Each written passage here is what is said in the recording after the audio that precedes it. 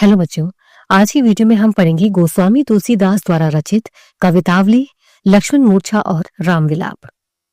कवितावली रामचरितमानस के उत्तरकांड से ली गई है, जिसमें तुलसीदास जी ने समाज की खराब आर्थिक स्थिति और गरीबी के बारे में बताया है। तो चलिए शुरू करते हैं और पढ़ते हैं कवितावली का अर्थ। तुलसीदास जी कहते हैं कि खराब आर्थिक स्थिति के कारण संसार में गरीबी इतनी बढ़ चुकी है, जिस वजह से मजदूर, किसान, भिखारी, नाचने गाने वाले लोग और नौकर इन सभी को अपना पेट भरने के लिए कई तरह के काम करने पड़ते हैं। यानी मनुष्य अपना पेट भरने के लिए मुश्किल से मुश्किल कार्य करने के लिए भी तैयार रहता है। काम अच्छा हो या बुरा, वो बिना धर्म और अधर्म की परवाह किए बिना उस काम को कर लेते हैं। यहाँ तक कि ये लोग अपने पेट की आग बुझाने की खातिर यानी अपनी भूख मिटाने की खातिर मजबूर होकर अपने बच्चों तक का सौदा कर देते हैं। तुलसीदास जी कहते हैं कि मनुष्य के पेट की जो आग होती है वो समुद्र की आग से भी भयानक होती है।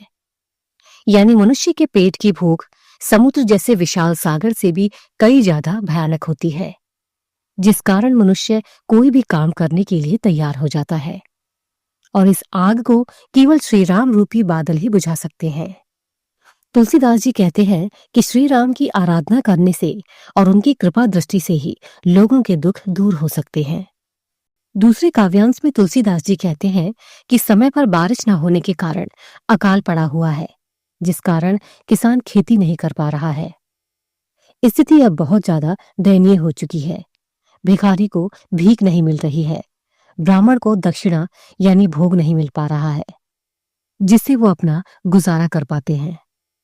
साधनों की कमी के कारण व्यापारी अपना व्यापार नहीं कर पा रहा है और एक नौकर की हालत यह है कि उसे कहीं भी नौकरी नहीं मिल रही है। बेरोजगार लोग दुखी हैं और इस सोच में पड़े हुए हैं कि अब कहाँ जाएं और क्या करें। तुलसीदास जी कहते हैं कि हमारे वेदों और पुराणों में कहा गया है और इस संसार में ये सदैव देखा भी गया है कि जब जब संसार पर संकट आया तब तब श्री राम ने सब पर कृपा की, यानी सभी के दुखों को दूर किया है। इस संसार की ऐसी हालत देखकर तुलसीदास जी ईश्वर को पुकारते हुए कहते हैं कि हे दुखियों पर कृपा करने वाले, दरिद्रता रूपी रावण इस पूरी दुनिया पर राज कर रहा है। पूरी दुनिया बहुत दुखी है। पाप की अग्नि में जलती दुनिया को देखकर तुलसीदास का मन बेचैन है। इसीलिए वह प्रभु से इस दुखी संसार का उद्धार करने की प्रार्थना करते हैं। तीसरे काव्यांश में गोस्वामी तुलसीदास जी अपने आप को संबोधित करते हुए कहते हैं कि समाज उन्हें बुरा व्यक्ति कहे या सज्जन कहे, राजपूत कहे या करगी पर कपड़ा बुनने वाला कहे, उनके कहने का ये अर्थ है कि लोग उन्हें चाहे जो भी कहें या जो भी समझे, उन्हें किसी भी बात से कोई फर्क नहीं पड़ता। तुलसीदास जी कहते हैं कि उन्हें किसी की बेटी से अपने बेटे की शादी नहीं करनी और ना ही उन्हें किसी से रिश्ता बनाकर उसकी जाति को बिगाड़ना है। वो कहते हैं कि ये पूरा संसार जानता है कि वे श्री राम की भक्ति के गुलाम हैं। इसीलिए जिसे जो अच्छा लगता है वो उन्हें कह सकता है। तुलसीदास जी कहते हैं कि वो तो भिक्षा मांगकर भी खा सकते हैं और मस्जिद में भी सो सकते हैं। उन्हें समाज और लोग दोनों से ही कोई लेना देना नहीं है। कहने का ये अर्थ है कि तुलसीदास जी का समाज से कोई संबंध नहीं है, क्योंकि वह राम के प्रति समर्पित हैं और उनके भक्त बनकर रहना चाहते हैं। तो चलिए अब पढ़ते हैं लक्ष्मण मूर्छा और राम विलाप का अर्थ, जो रामचरितमानस के लंका कांड से लिया गया है। इसमें लक्ष्मण जी के मूर्छित हो जाने के बाद श्री राम का दुख और फिर हनुमान द्वारा संजीवनी बूटी लाकर लक्ष्मण को स्वस्थ करने की घटना के बारे में बताया गया है।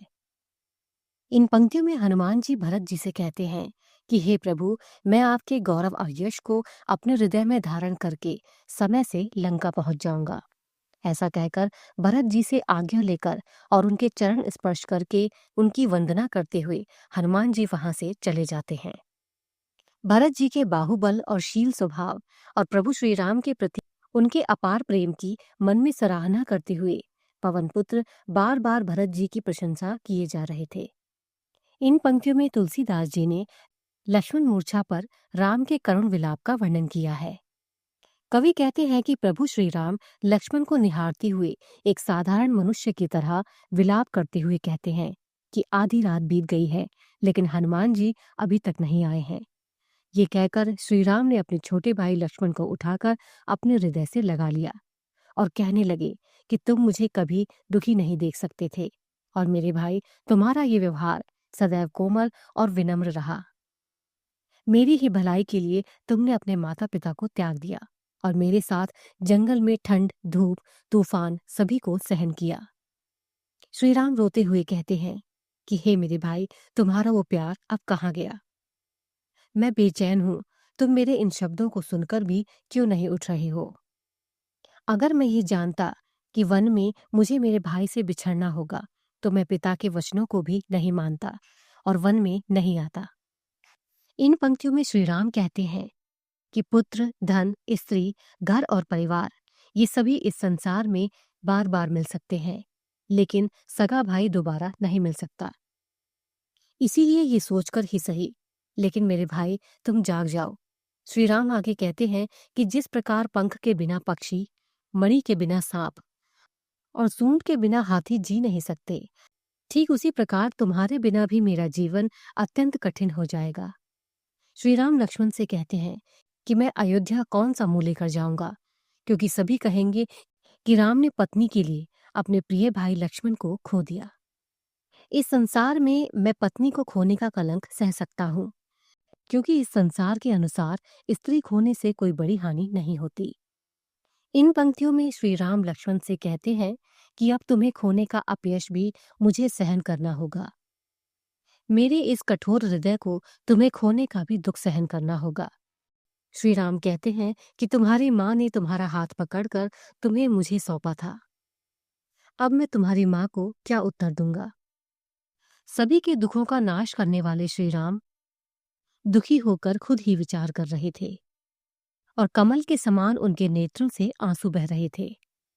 ये सभी बातें भगवान शंकर माता पार्वती को सुना रहे हैं और माता पार्वती को बता रहे हैं उन्होंने अपने भक्तों पर कृपा करने के लिए ही मनुष्य रूप धारण किया है। इन पंक्तियों में कवि कहते हैं कि श्री राम द्वारा कहे गए ऐसे वचनों को सुनकर वहां खड़े सभी वानर और भालू का समूह भी बेचैन हो गया था।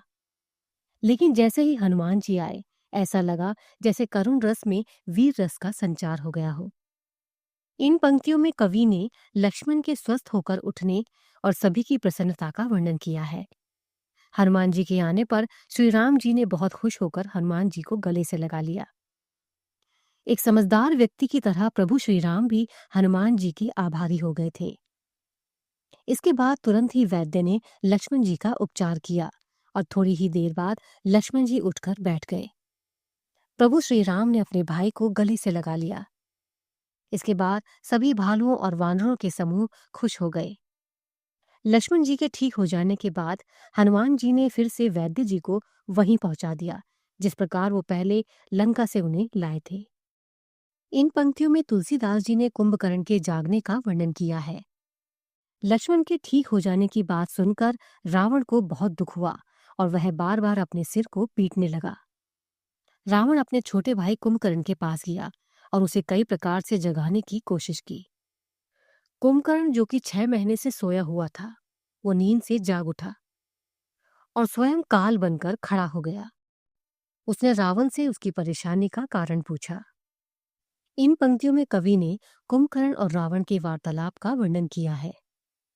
रावण ने कुंभकर्ण से सीता के हरण और अब तक युद्ध में घटी सारी घटनाओं के बारे में बताया। उसने बताया कि सारे राक्षस मारे जा चुके हैं और बड़े बड़े योद्धाओं का भी संहार हो चुका है, जिनमें दुर्मुख, सुररिपु, मनुज आहारी और अतिकाय अकंपन है। लेकिन रावण के वचन सुनकर कुंभकर्ण दुखी होकर रोने लगा और बोला, हे मूर्ख, जगत माता सीता का हरण करके अब तुम अपना कल्याण चाहते हो, लेकिन ये संभव नहीं है।